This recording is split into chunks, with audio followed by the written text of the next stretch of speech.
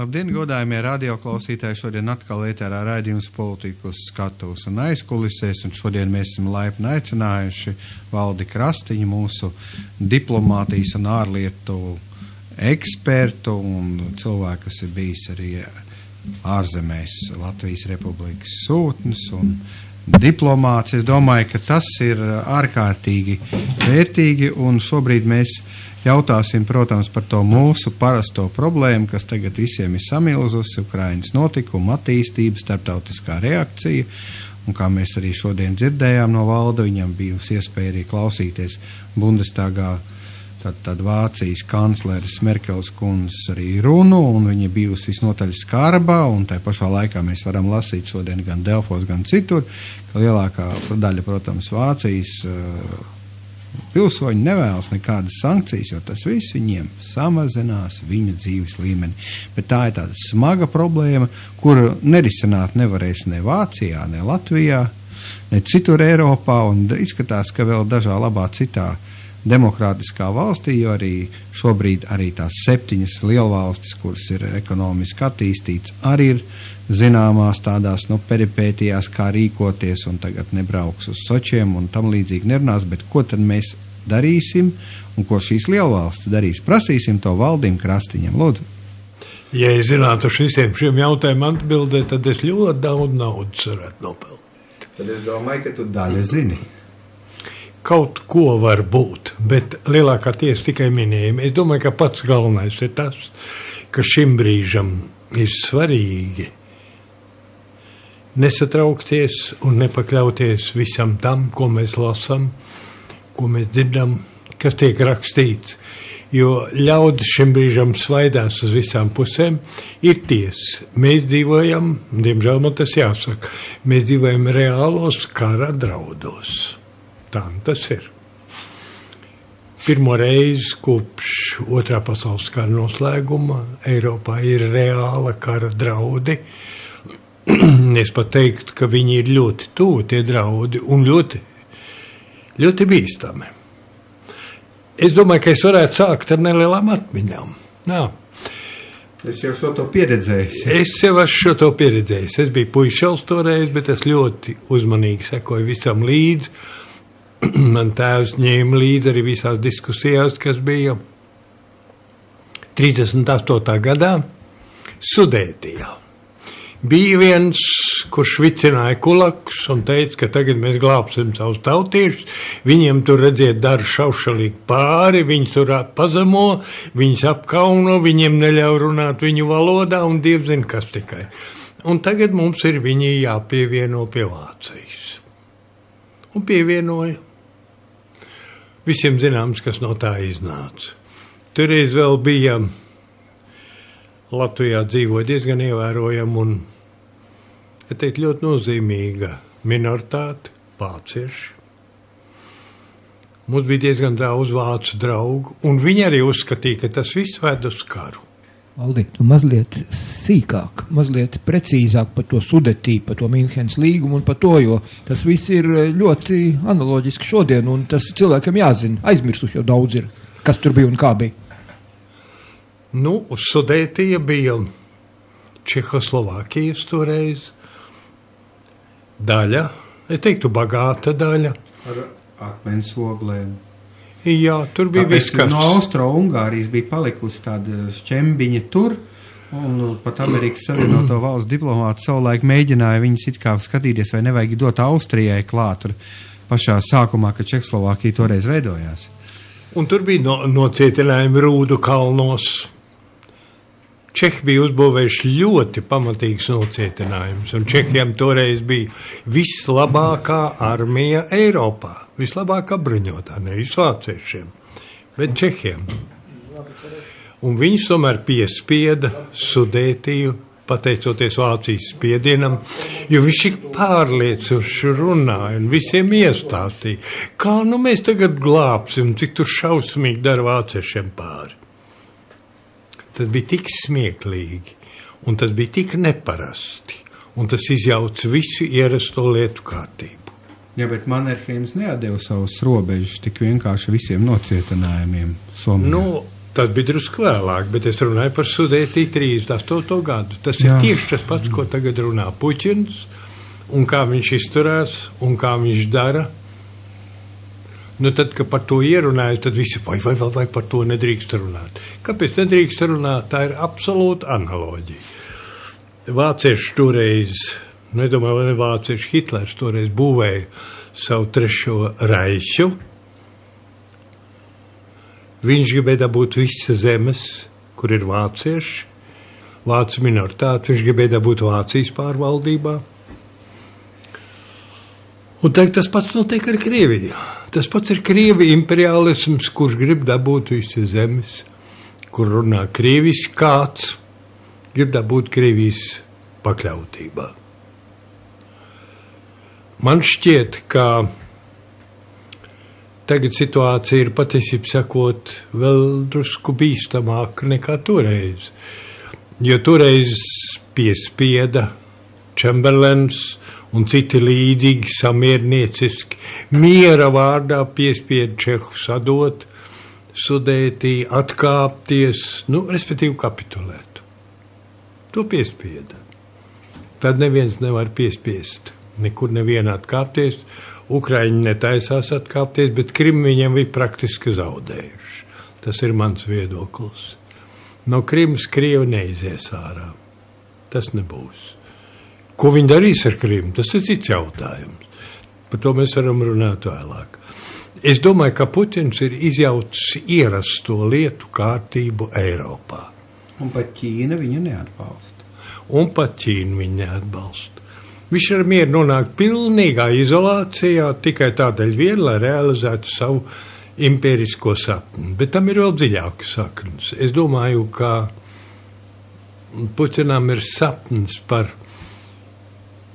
Eiro-Āzijas savienību, tas respektīvi par to savu muitas savienību, kur dzīvo pēc citiem likumiem kā Eiropā, pēc citām parašām, kur valda cita jēga. Mēs savā laikā aizejot no Padomu Savienības, izkļūstot ārā no viņu valgiem.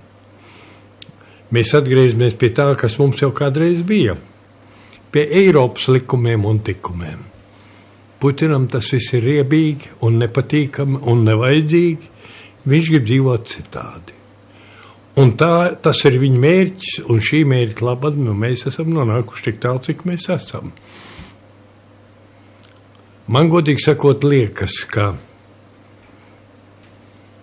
ja tā realistiski runā, es domāju, ka vislabākais būtu, ja izdotos to lietu aprobežot ar Krimu. Bet varētu būt arī ļaunāk. Varētu būt tā, ka beigās mēģina arī paņemt vismaz pusi no Ukrainas. Un tad šis karš, kurš iesāksies, neizbēgam, tas var ieraugt sevī vēl daudz ko. Es esmu ļoti pesimistisks šim brīžam, un man šķiet, ka godīgi sakot, manam mūžam man likās, ka man pietiks ar vienu lielu karu. Bet varētu būt tā, ka būs vēl viens. Tā sāk izskatīties. Jautājums ir par to, kā pati Ukraina šim brīžam izskatās. Es domāju, ka Puķins negribot ir panācis Ukrainas saliedēšanos. Negribot viņš to ir panācis, jo šodien jūtot to milzīgo spiedienu, kas ir pret Ukrainu, Ukraiņi arī tie, kur varbūt nemaz nebūtu tik ļoti par tagadējo valdību, būs spiesti un darīs to, viņi apvienosies ap šo valdību. Viņi apvienosies, viņiem radīsies zināma kopības sajūta, tādi redzam un pietiek tikai paskatīties. Dažāda rakstura, gan Ukrainas televīzija, gan viņu interneta kanāls un tam līdzīgi, lai redzētu to, ka Ukraiņiem ir šī solidaritātes sajūta veidoties. Tas ir tas, ko panācis ar Puķins. Tas ir pozitīvi. Vai Ukrainai izdosies noturēties, ja Eiropas Savienība tagad apsola viņiem palīdzību, naudas ziņā, muitas robežu ziņā. Viņi apsola asociācijas līgumu parakstīt jau nākošajā nedēļā vismaz politisko daļu. Es domāju, tas ir ļoti daudz. Tas neglābi šo priekškara situāciju, bet zināmā mērā tas varētu kaut ko palīdzēt. Es domāju, ka ļoti daudz palīdz tas, ka Amerikas Savienotās valstis ir noņēmušas embargo savām naftas rezervēm, ir ar mieru tirgot naftu. Tas ir Krievijai nepatīkams sitiens, ja viņi noņems vēl arī aizliegumu eksportēt dabīgo gāzi, pat labāk ir runas par to kongresā, tad arī neizbēgam būs tas, ka tas sitīs Krievijai pa kabatu. Un Krievija nemaz ne tik varena, ne tik bagāta ir. Valdi, es izlasīju un noskatījos filmiņu pats tādu, kuru ir pacēluši to 1994. gadā parakstīto līgumu, kad Eiropa apsolīja Ukrainai 160 miljārdu eiro kompensāciju par to, ka Ukraina atbrīvosies no savām atombumbām, no kodola raķetēm un kļūs kodola brīvu zonu. Nu, tā vietā, protams, Izraela tagad ar 200 atombumbām apmēram, kā zināms, ir Ukrainu aizvieto, bet Eiropa šai Ukrainai nav nekapēki iedavusi par šo te atbruņošanos. Nu, un tas jautājums ir pacelts, un tāpēc arī Janukovičs tie Viļņā neparakstītu asociācijas līgumu, jo tie asociācijas līguma ir viens ļoti mazs smalks punktiņš, tur tādiem maziem burtņiem pierakstīts, ka ja viņi parakstot to asociācijas līgumu ar Eiropu, viss iepriekšējie līgumi zaudēs spēku. Tā tad arī kaut kādas cerības uz to, ka šī te kodola atbruņošanās un viss tā raķešu šahtu un visa likvidācija un viņi, tātad viss cerības uz šiem 160 miljārdiem, ko Eiropa ir palikusi parādā Ukrainai. Es par to nezinu nekā, es zinu tikai to par garantijām. Un Krievija bija viena no garantoriem. Krievija ar to, ka viņi tagad uzskata, ka Ukrainai radusies jauna valsts. Viņi vairs nav saistīti ar to līgumu. Nu, tas ir ļoti muļķīgs un starptautiskā ziņā pilnīgi greizs priekšstats. Bet es domāju par to, kas šim brīžam ir reāli. Es nedomāju, ka reāli ir 160 miljārdi, es domāju, ka ir reāli tie 11 miljārdi, ja vēl tur kādi miljārdi, kur ir apsolīti reāli. Es domāju, ka šis asociācijas līgums arī tiks parakstīts. Un tajā ziņā es domāju, ka Ukraina tiks zināmā mērā varbūt aiz matiem ievilkt, ja vismaz pievilkt pie Eiropas Savienības. Bet kā ir ar Anglijas un Amerikas, jo viņi arī bija šī līguma garanti par to, kad kodola atbruņošanās notika, jo mēs varam iedomāties, lai cik tas tagad būtu dīvaini, un mēs arī ar tevi aizkulisēs mazliet par to runājam. Es, protams, negribētu, lai Janukovičam būtu kodola ieroči, ja? Tas būtu varbūt arī bijis briesmīgi, jo nevaram zināt, kas tad, kā tur būtu notikusi viss tā attīstība, bet mēs zinām, ka Pjenjana respektē arī citi stiprāki, tāpēc, ka viņai tomēr tie ieroči ir.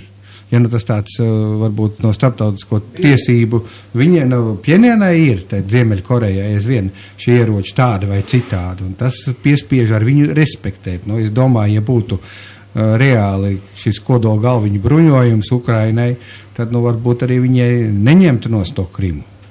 Jā, es domāju, es taisni tā padomāju arī, jā, lūdzu. Es taisni tā padomāju, ja būtu tās atomieroči, tad tās būtu pavisam cits. Es domāju, ka Ukrainai ir ļoti nepatīkama korumpēta vide, to mēs visi zinām. To zinām mēs visi, jā.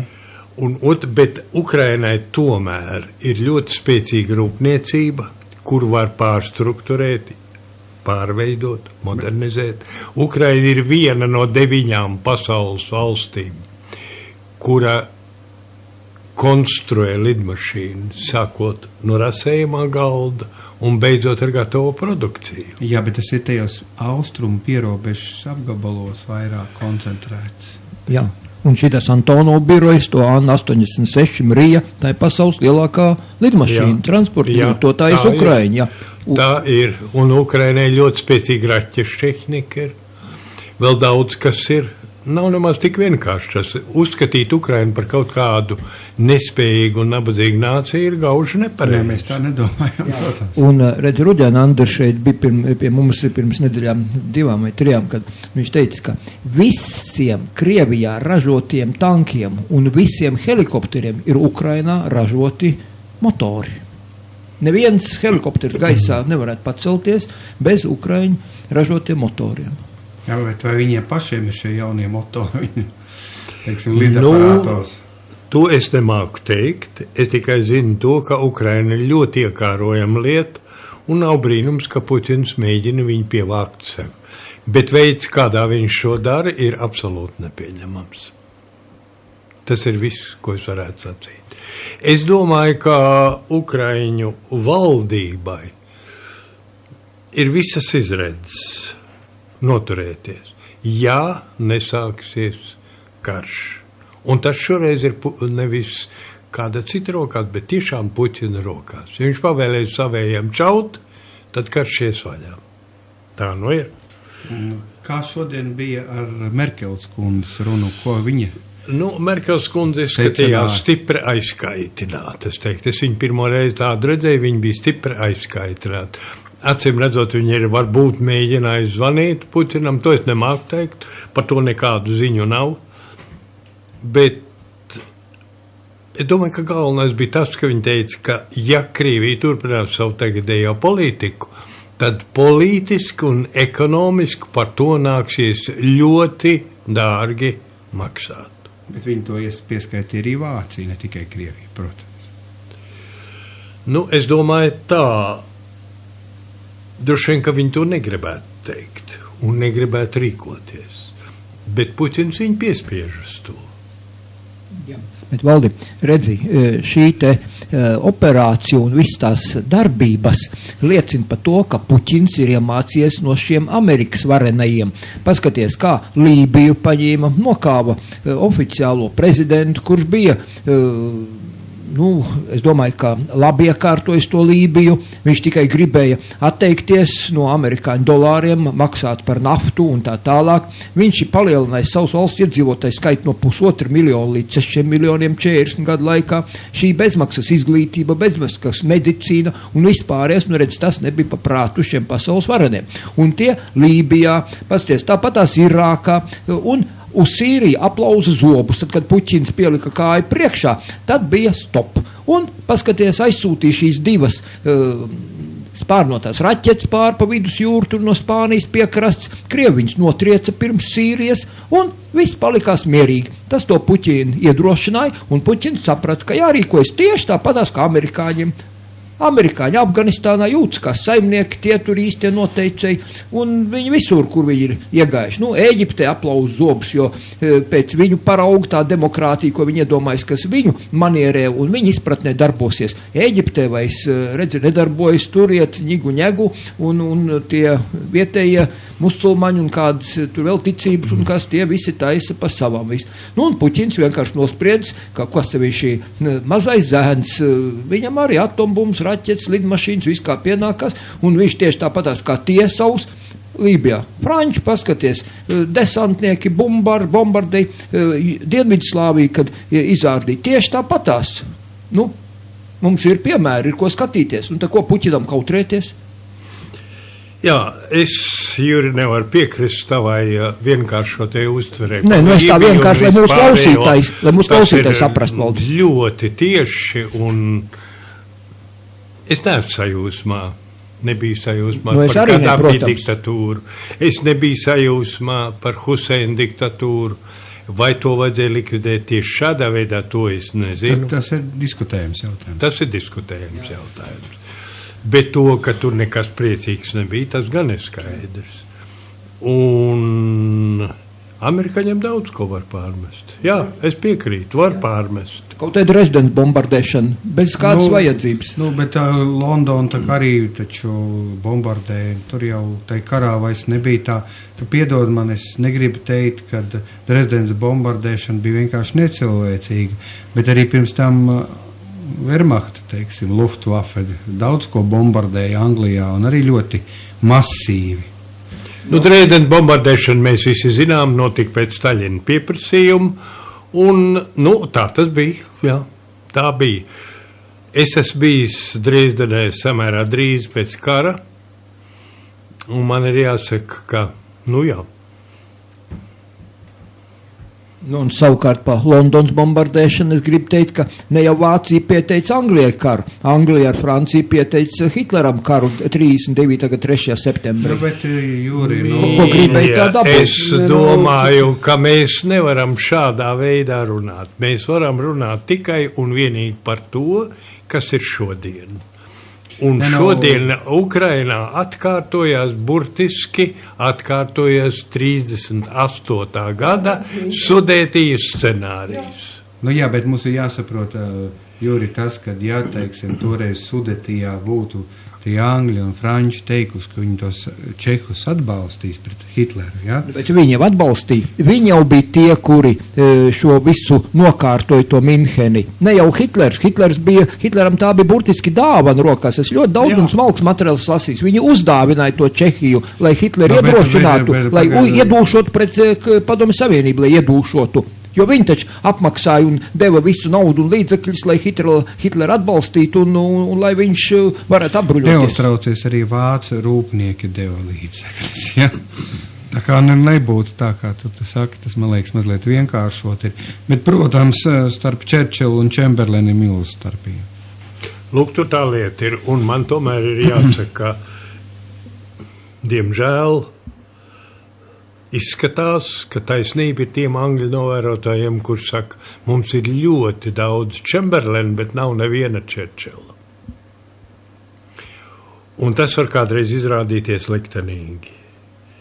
Man personīgi šķiet, ka visā šajā situācijā visbīstamākais mums Latvijā ir draudi, kur pēkšņi kļuvuši reāli.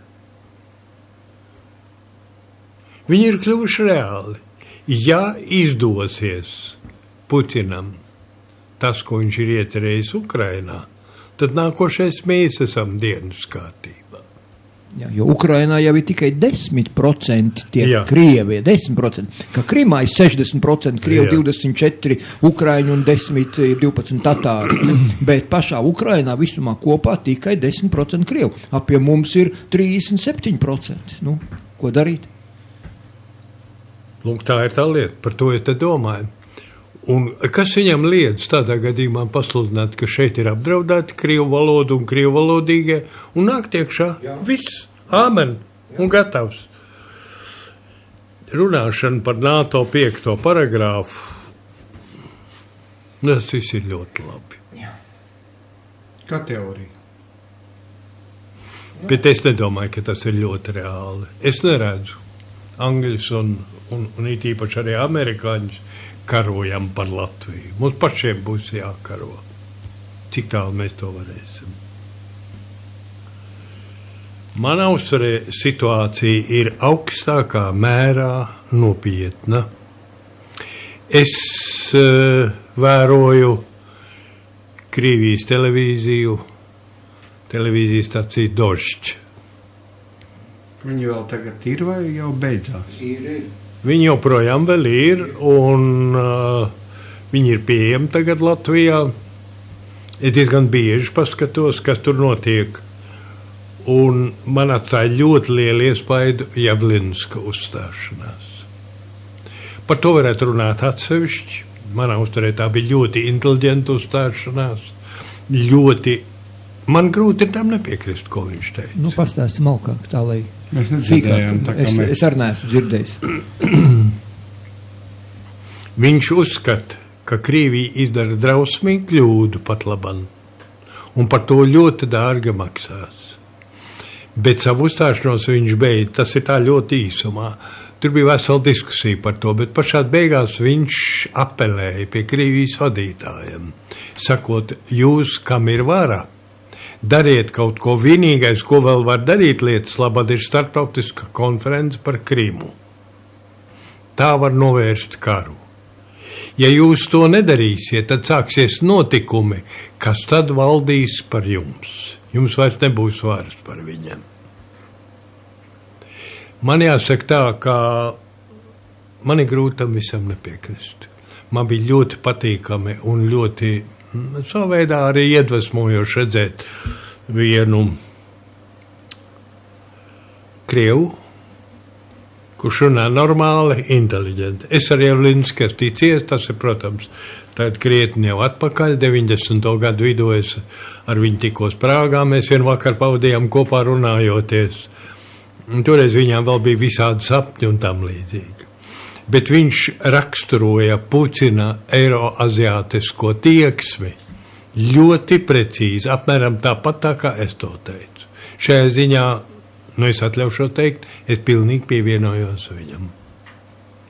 Putins ir izvēlējies citu ceļu, un viņš negrib Eiropu, viņš negrib Eiropas domāšanu, viņam tas viss ir pilnīgi nav vajadzīgs,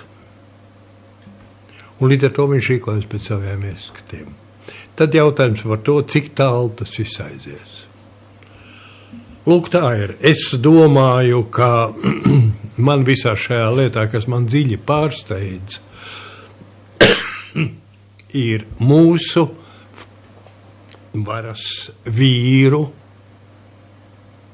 nespēja kaut ko pateikt. Pat tikai pateikt. Tagad jau atkal ir runa par to, ka nākošā gada budžetā plānojot budžetu aizsardzībai paredzēts ir ļoti neliels pielikums, jo tas jau nekā mums nedos. Fiskālā disciplīna tomēr ir, ja, bet budžeta bruņojumam nav. Nav, jā. Nu, jā. Un man ir jautājums par tāds, vai manai valstī ir prezidents vai nav. Gribētu skaita, mēs dzirdam ik pārdienas izsakāmies par situāciju. Ļoti skaidri. Nevar piekrist vai nepiekrist, bet viņi izsakās. Turpretī mūsu tā sauktais prezidents sēd Gazprom ložā un izklaidējas. Un tas ir viss. Viņam nekas nav sakām par to. Nekas. Es esmu dziļi pārsteigts. Jā, žurnālisti teica to, ka īstenībā viņš jau varētu arī biļeti nopirkt pats. Nu, tā varētu domāt. Ne, es tā atļaujos citēt, jā. Filipu Rajecki. Nu, lūk, tā kā mums ir jāpārdomā visas šīs lietas, un, protams, tas ietekmēs arī ekonomiku, un ja nenotiks arī tāds drūmākais scenārijs, par ko sāks reāla karadarbība, tad jebkurā variantā mums jāsaprot tas, ka virkne eksporta iespēju, tirgošanās iespēju, izēvielu iegūšanas iespēju principā var pavisam drīz pārtraukt. Un pat neatkarīgi no tā, vai Latvijas valsts vara grib to vai negrib to, jā, vai to grib biznesmeņi vai negrib to. Tā kā tas ir pilnīgi realitāte, un ka mums vajadzēs tomēr visdrīzākais apcirpt jau tā skaidri saprotamos ekonomiskās izaugsmes plānus. Droši vien, ka dzīve mūs uz to piespiedīs. Arī tieši tā, ka tu saki, vai mēs to gribam vai negribam. Būs ar to jāsamierinājas. Man šķiet, ka tagad bija īstais laiks. Nu jā. Es domāju, ka man nav ko ar savām pārdomām tur daudz par to, kas būtu Latvijai jādara. Es domāju, ka piemēram aizsardzības jomā, es domāju, ka kārtīgi ir jāatjauno zemesardze. Jā, to raksta viss presa. Izņemot mūsu speciālistus. Tiem, redziet, nav naudas. Viņi nevar to izdarīt. Un zemesardze, ziniet, var reibumā izšaut kaut kur, viņiem ieročus nevar dot rokā. Kas ir zemesardze bez ieročiem? Bet, Valdi, man liekas, ka to zemesardzi pieprasīja faktiski likvidēt tie paši NATO un tie paši amerikāņi, kuriem ir savs Blackwater, kuriem ir šīs terorismu apkarošanas visas vienības un kuriem ir profesionāla armija, un tāpēc viņi tā uzstāja, un tos diktē šie naudas maisi, bet zemesardzi tur patiešām var kāds arī izšaut, tā teikt, nacionālu apsvērumu dēļ ne uz pareizo pusi, ne? Es domāju, ka te ir ļoti daudz visādu momentu. Arī viens tas, ko tu teici, tas varētu būt, bet arī mūsu pašu mājvaras vīri domā par to, ka kā 34. gadā Ulmans nonāca pie varas, ar kā palīdzību, ar aizsargu, apbruņot aizsargu palīdzību. Un ja nu pēkšņi kādu zemesargu pulks nostājās arī, kaut kā tā kā nevajag. Labāk neriskēsim, labāk riskēsim ar to, ka zemetrādes mums nav. Nu jā, tad jau mums acīm redzot ir tas pats kalpa sindroms. Atceries, bija padomi laikos tāds teiciens, kas te Maskavā ir tikai galvā. Tas Rīgā jau ir uz mēles, un mēs paklausīgi jau esam izpildījuši, ka tie tur nemaz pat vēl nav pieprasījuši. Tad mūsu valdības un mūsu lielo vīru rīcība man atgādina taisni šādu pašu iztapību, rīcību un visu darbošanos. Ne tā? Nu, droši vien, ka tā ir, bet es domāju, ka tagad vajadzētu attapties. Tagad būtu īstais laiks attapties un saprast, kas notiek. Jo mēs tagad esam ieraudzījuši savu dižo kaimiņu, esam ieraudzījuši tādu, kāds viņš ir. Un es gribētu teikt tā, ka mana pieredze līdz šim, tagad arī pavisam nesenā laika posmā, ir tā, ka Krievu jaunā paudze, kas ir izaugusi pēckara laikā, viņi grib karot, viņi grib pierādīt sevi, viņi grib uzstāties kā slāvu, tās panslāvismu idejas nesēji. Nu tad tāpat gribēja karot jaunie vācieši. Tu zini, ka es skatījos uz tiem cilvēkiem, kas runāja ar tiem žurnālistiem Krimā, tad es to tik ļoti neizjūtu, bet tu laikam saku pa zināmu daļu no tiem. Nu, protams. Krimā, kas bija tie, kā viņi sauc par pašaizsardzības spēkiem, kas saka, ka es no tādas daļas, es no tādas daļas, un principā lielākā daļa tur bija kādi 6 mēneši nodienējuši. Protams, jau apmācīti un veselīgi cilvēki. Es domāju par tiem, kuri sēž aizmugurē, kuri veido politisko un propagandas lauku. Tie grib karot. Nu jā, tie grib. Aizmugurē vienmēr. Par to ir runa. Visi grib karot, kas sēž aizmugurē. Un kas attiec uz tiem saucamajiem brīvprātīgajiem Krimā, tad par to ir izteicies Bredlaus, NATO galvenais komandieris Eiropā, skaidri un gaiši. Mēs uzskatām, ka tie ir Krievijas karaspēks. Ņemot vērā tādus un tādus faktus. Nu, protams. No kurienes, teiksim, tāda bruņu tehnika, teiksim, vēl ieroci varētu nopirkt kaut kur. Kur tad tādas ierocis var nopirkt? Teorētiski jau var, kontrabanda jau notiek vienmēr arī Krievijā ar ieročiem, bet es saku, kur tādu, teiksim, ekvipējumu kā bruņu mašīnas, jā. Nu, tas ir viss liek, par to ir pat runāt, un tas ir inscenēts viss. Bet pie tā jau noved tas, ka tāpatās kā šajā 39. gada 5. oktobra līgumā, kad padomi uzspieda Ulmanim šo te bāzu izveidošanu, kad mēs varam uzskatīt, kad faktiski sākās Latvijas okupācija, tad arī tāpatās, jo pasties uz 1940. gada 17. jūniju, šeit jau bāzēs iekšā bija 135,000 līdz zobiem bruņot rīkļu rāvēji, visi tie desantnieki apmācīti īstie speciālisti. Un tad jau nu gandrīz mums jau liek vairs pat te runāt, vai nu vajadzēja šaut pretī vai nevajadzēja, jo ja reizi 2, 3 ir lielāks spēks jau te iekšā no aizmugurs, kurš tev mugurā var šaut, nu ko tad tur izdarīt? Es jau varu pateikt vienīgi. Pagaid, ja Krimā tieši tāpatās. Sevastopolu un visi tie, kas tur ir, tur taču tās bāzes jau iekšā tā arī kā bija, tā palikas, to ir paredzēja tas līgums, ne tā? Nu, tā tas ir. Nu, man liekas tā, par to, kas bija Latvija, tur ir grūti runāt. Tur Janukovičs jau bija noslēdzis, pagarinājis to līgumu, tā kā no šīs viedokļa tur nebija nekāda iemesla tā rīkot. Nē, absolūti nekāda. Un kas attiec uz Janukoviču, ka redziet tagad Janukovičs, kāpēc tad, vajadzēja turpināt to līgumu, ko Janukovičs bija parakstījis? Janukovičam otrā rītā vajadzēja parakstīt visus likumus, ko paredzēja šī vienošanās. Viņš izvēlējās to nedarīt, bet naktī kluss aizlaidās. Nu, gan jau viņam kādi padomnieki bija. Bet tikai jautājums ir viens, tagad ir tās baumas vai reāla informācija, kad iespējams Janukovičs vai nu izsazāļots. Es negribu teikt, ka viņš būtu kaut tapis par labu cilvēku, jo arī tajās reizēs, kad sen atpakaļ dažādas Krievijas ārlietu institūti un pētniecības institūti raksturoja to situāciju, ko mēs runājam, cik ir Ukrainā vara korumpēta, tā skaitā par šo prezidentu un viņa tuvāko apkaimi, ja. Nu, tad es varu vienīgi teikt to, ka viņi ļoti precīzi raksturoja to, ko mēs arī šeit sakam no Krievijas puses. Tad te ir pilnīgi kāršu spēle, jā, ar skaidri iezīmētām kārtīm, un ir jautājums tas, vai tas Janukovičs šobrīd vispār ir tas, kas uzstājās, nevis tādā nozīmē, ka viņš tā nevarētu uzstāties. Es domāju, ka pie zināmiem nosacījumiem, vai viņš vispār ir dzīves vai miris ar infarktu, ja? Tur tika minēts arī presē tāda lieta, ka viņam ir lūk kaut kāda tur neliela disproporcija sejas vaibstos pēc mikroinsulta un tam līdzīgi, vai mikroinfarkta, es atvainojos. Jā, es domāju, ka Janukovičs pieder pagātnē. Protams, tā ir jā. tikai viena, tas ir tā kārš spēlē, tas ir vismazākā kārtas. Lielās kārtas ir citiem rokās.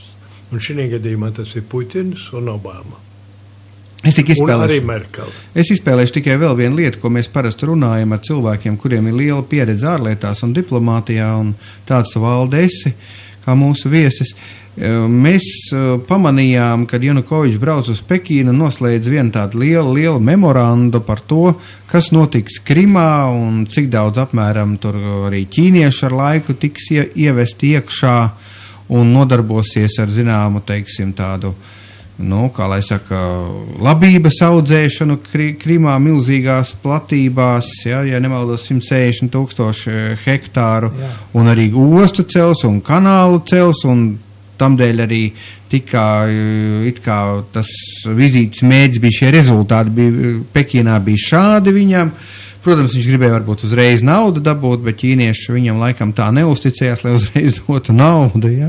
Bet kaut ko gribēja izdarīt. Un te jautājums arī interesants no šī viedokļa, kā tu komentēji, varbūt tāpēc arī Ķīnai ir tāda drusku savādāka reakcija, bet es domāju, ka viņai arī lūk separātismu lietas ne īpaši tīk. Ķīnai. Es domāju, ka viņam nepatīk separātismu lietas, jo tur jau tūliņ uzspēl Tibetas jautājums neizbēgami. Un tādēļ viņiem nav izdevīgi. Viņi izvairīsies. Un arī drošības padomē, ja būs balsojums. Viņi atturēsies, jā? Viņi atturēsies, un Krievija nonāks pilnīgā izolācijā. Nu, jā, bet vai to uzlikt varēs? Pagaidi, es gan kungi izlasīju citu lietu vienu, kā tas bija laikam aizvakardienas Krasnojarskai vrēmi, pats pirmais raksts, ka ķīnieši ir skaidri un gaiši pateikuši, ja Amerika draudēšot Krievijai un tādā garā kā pat labāk viņi tur to tā aktīvi dara, kulakus vicina, tad ķīnieši paprasīšot Amerikai savus parādus atdot un pie tam zeltā. Oficiāls paziņojums bija tāds kuru nepamanījām. Un Ukraina fiksi savu zeltu, laikam pirms 3 dienām naktī, aizveda nezināmā virzienā, sakrāmēja helikopteros un lidmašīnās un aizbrauca vai uz Eiropas bankām kaut kur, vai uz Ameriku, es nezinu kur, bet Ukrainā zelta vairs nav.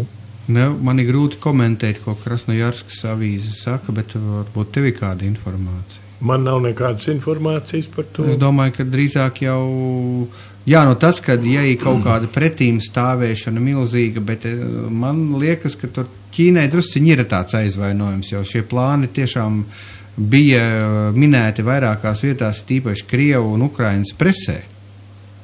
Kamēr tas Maidana cīņas notika, viņš tiešām bija te Ķīnā. Ārlietu ministri kopā bija.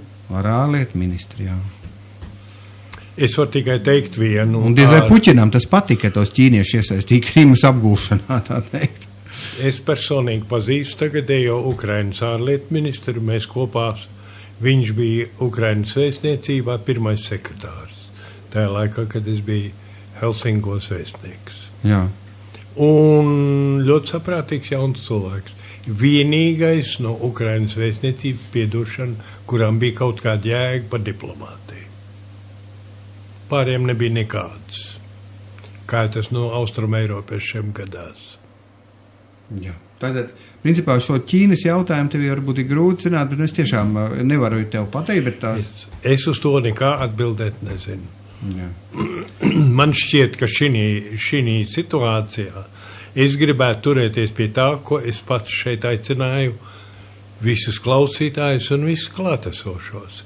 Atturēties no straujiem un nepamatotiem spriedumiem, jo rakstīts un runāts tiek ļoti daudz kas. Protams, kā aiz visiem oficiāliem paziņojumiem notiek kaut kādas darbības. Mums ir jāvēro un jāmēģina secināt. Bet, kas attiec uz zeltu šurp un turp un Amerikas parāda atprasīšanu, mīļa. Es domāju, tas ir viss tīrākās muļķības. Jo kur tad tirgo visvairāk ķīniešu preces? Amerikā. Tad lūdzu, par ko ir runa? Bet amerikāņi viņiem ir ļoti daudz parādos par to vēl. Ak, tu man mīļo dieniņa. Tas visiem ir zināms. Ja? Jā, bet es vēl valdi citu jautājumu, tādu smalkāk. Redzi, ķīnieši arī nav nekādi paipuisīši. Šī mēnesi apmeklēšana un šīs raķeces un viņu arī cīņa par teritorijām. Paskaties par kaut kādām sīkām saliņām tur ar Japānu nevar sadalīt. Pa to pašu Taivānu viņiem tas ir pirmais, kur viņi dosies un nokārtos to jautājumu. Viņi tikai arī gribētu bez sevišķas asins izliešanas un tā fiks un labi nokārtot. Bet viņi, protams, cielē uz lielajiem Sibīrijas plašumiem, uz lielajām dabas bagātībām. Un tāpēc es arī daudz materiālu man ir par to tēmu, ka ķīnieši būvē tur gan tādas vietējas nozīmes ceļus, bet gar visu Ķīnas robežu, tur pie Habārovskas, visā tie gabalā, tā ir riktīgas, kārtīgas, jaunas šosejas 1000 kilometru garumā, tādas, kuras var izmantot arī, lai lidmašīnas varētu nolaisties, izmantot kā rezervas aerodroms, kā te mums bija šī pati Rumbuls šoseja blakus lidostas Kreceļam bija šoseja, 2 virzieni, kur arī ārkārtas situācijā lidmašīna var nolaisties un tā tālāk. Un šī ceļu taisīšana un apgādes viss, lai notiktos, liecina par to, ka Ķīna arī gatavojas, ne uzreiz tā, bet faktiski karam ar Krieviju. Jo Krievijā iedzīvotājs skaits, ķīnieši arot 200 miljonus zem ieročiem nolikt mēnešu laikā, ja vajadzīgs. Droši vien, ka tas tā ir. Es varu tikai runāt no savas personīgās pieredzes. Šī pieredze gan ir jau, tagad būs jau drīz 30 gadu tā pieredzē. Es esmu izbraukājis visu to. Ļoti pamatīgi un rūpīgi visu pierobežas apgabalu pie Ķīnas, koncertu brigādē. Mēs tur toreiz koncertējam vietējiem iedzīvotājiem un koncertējam arī vietējiem garnizoniem, kuru bija ļoti daudz. Es varu pateikt, šī zeme ir pilnīgi tukša. Un ceļu tur nav, vismaz toreiz tur nebija. Vienīgais, tas ir Ķīnas pusē, vienīgais, kas bija tajā pusē, bija tie ceļi un tās ēkas, ko bija uzcēluši Japāņu karagūstekņi. Pārējais tur nebija nekas. Tur bija pat tādas vietas, kur mūs brīdinājumi, lai mēs nedzeram ūdeni no krāna. Un tas bija diezgan lielās pilsētās. Tā kā tā ir tukša zeme.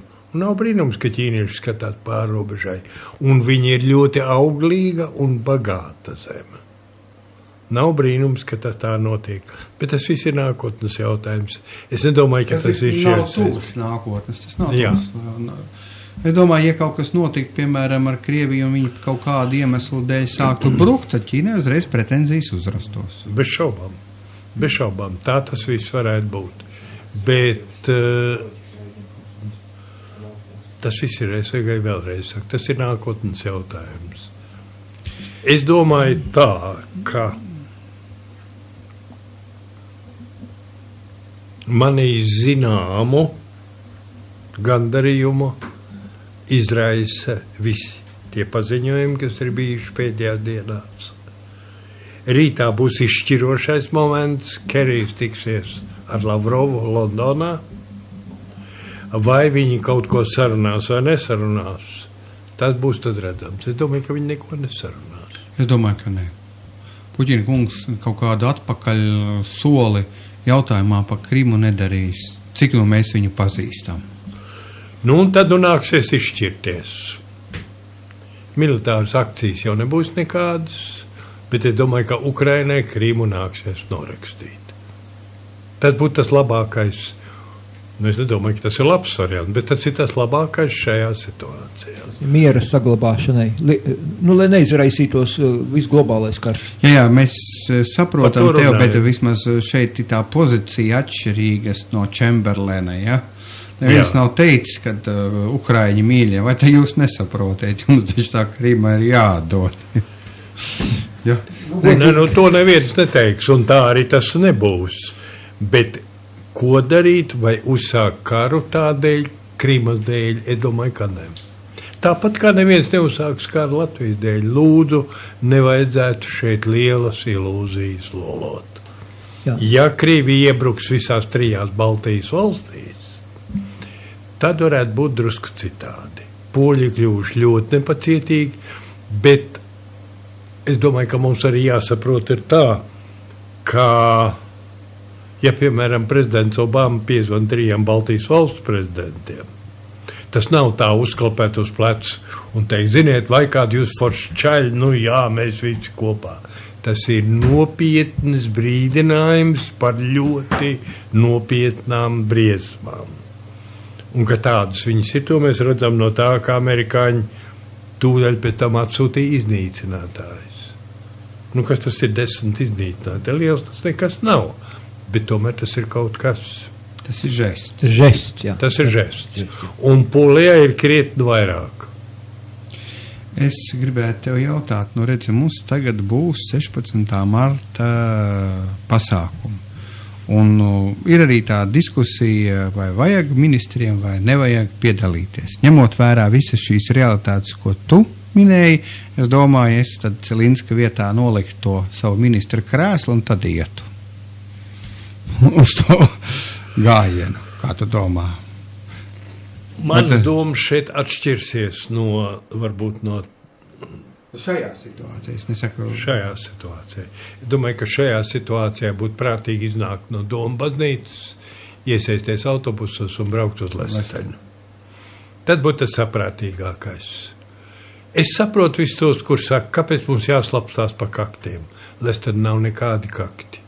Bet atstājiet tos nolāpītos antifašistus, kā viņus tur sauc, būtībā es viņus saukt par īstiem fašistiem, kas tur gaida un glūna un grib iztaisīt kaut kādu trobeli.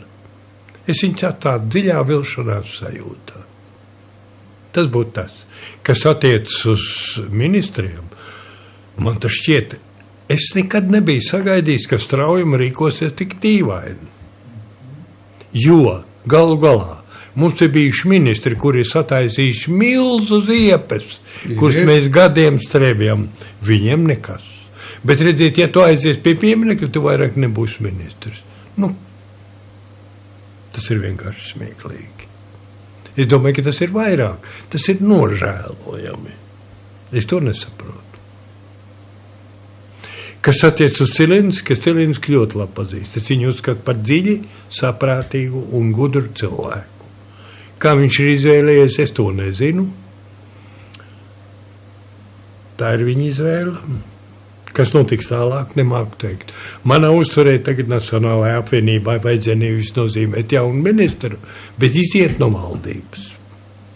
Ar visiem ministriem. Bet to jau tikai viņi gaida, jo Zemnieku un Savienība jau tur pie durvīm klauvē un saka, mēs jau esam šeit. Un tad... Bet tad jau var iztikt bez visu Latvijai. Var iztikt, jā, šobrīd var iztikt. Protams, ka var iztikt. Arī bez zemniekiem var iztikt.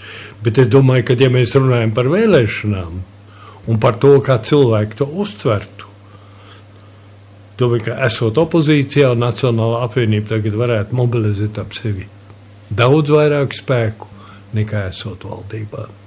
Bet varbūt tās ir mans personīgās domas. Bet nopūdelēts jau tika to pašu eiro, ka paskaties viens pats Jānis Dombrau bija tas, kurš protestēja, kurš nobalsoja pret ieiešanu eirozonā, un visi pārējie paklausīgi kaitiņas aizgāja un pieņēma šo eiro, kur es arī nekādīgi nevaru pieņemt. Pilnīgi riebīgi rokā turēt. Man riebīgi nav rokās turēt, bet es domāju, ka bez tā varēja iztikt.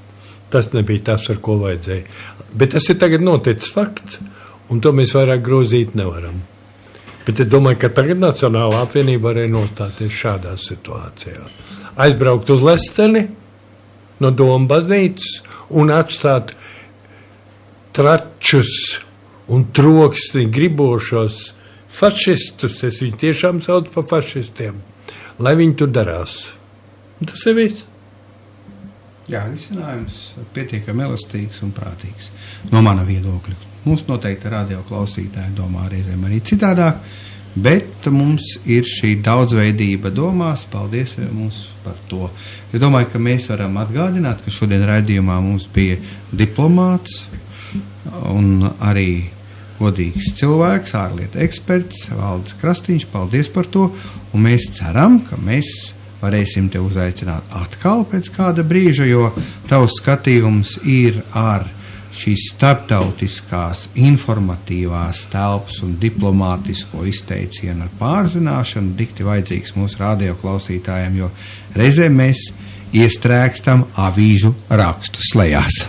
Tieši tā, un es gribētu radio klausītājus aicināt, un pavisam nopietni, katru vakaru, kā nu katrs grib, nolikt svecīti, pārmest krustu, vai tikai domāt par to, lai jauniem cilvēkiem nebūtu velti, par valdītāju godkārībām jādod savas dzīvības, kā tas reiz notika 39. gadā, sākoties karam.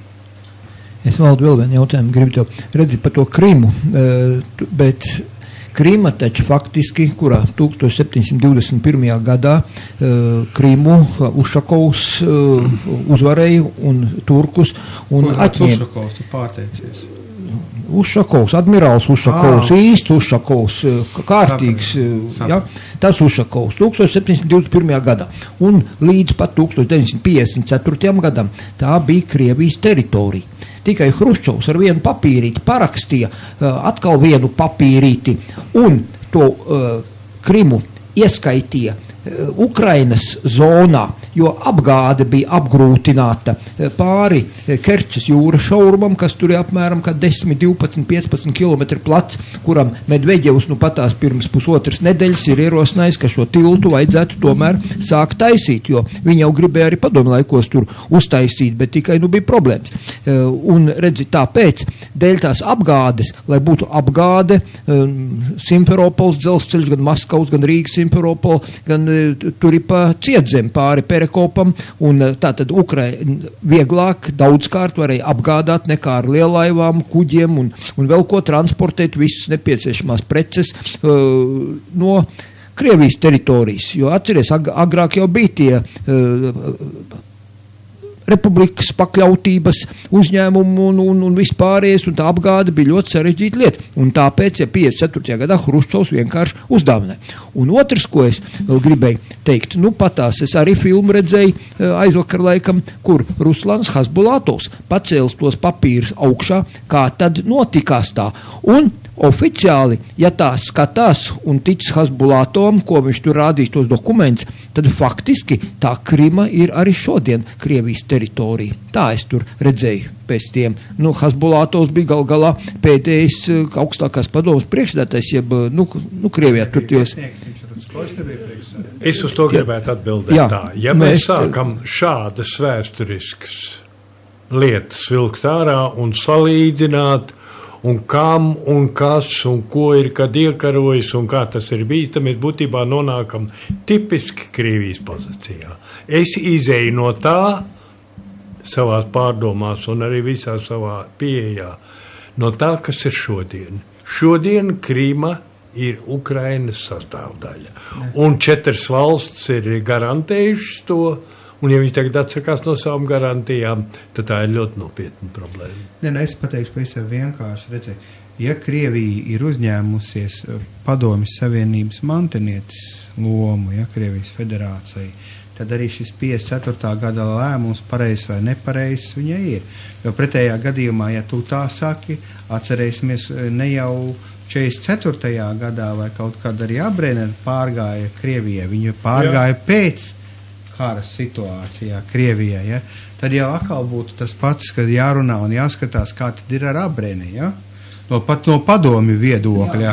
Jā, nē, uz vēsturi jāskatās, jo arī tas pats mūsu 40. gads un mūsu 16. marts, kurš pat pēc 2 dienām būs, arī ir tieši vēsturiskā skatījumā, vēsturiskā aspektā. Viss ir skatāms, jo arī visa mūsu brīvība un visa pēctecība un viss pārējais. Visur ir, godīgi sakot, jāzina tie fakti, jāzina tie līgumi un jāzina, kā tas viss notikās, kāpēc bija tā, bet ne tā, un tā tālāk. Tā kā, jāzina jau ir, bet saprot, tā būtība ir tāda, paskaties, Kaļiņingradas apgabalā, Kenigsbergas apgabalā tagad sāk parakstu vākšanu par to, ka Klaipēdu vajadzētu, ja, viņiem. Jo, lūk, Hitlers taču esot viņu saņēmis 38. vai 39. gadā, es domāju, 38. manuprāt. Jā.